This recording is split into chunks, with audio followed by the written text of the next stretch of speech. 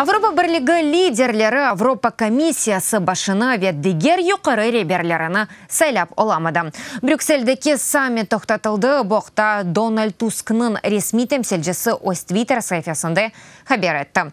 Авропа бірлігінің чоқ құсы мемлекетлері Авропа комиссия башы вазифесіне фелеменклі социал-демократ Франс Тиммермансны сайламаға келешті, амма онжу меркезже үкіметлі девлетлер, шу жемледен Полония, Чехия, Италия, Маджаристан ве Словакия Авропа комиссиясы башы социалист олғанына істемелер. Оларға рейберуге ел бермеді, боқта Reuters хабар еті. Авропа комиссиясының яны башы күзді вазифесіне башланмалы. Ама сайланмақ оны шымды керек. Әнді Дональд Туск ұзлашмақ үшін Авропа бірлігі мемлекетлерінің лидерлерінен екі тарафлы күрішівлер кешіре. Бұндан сон саммит девам етежек.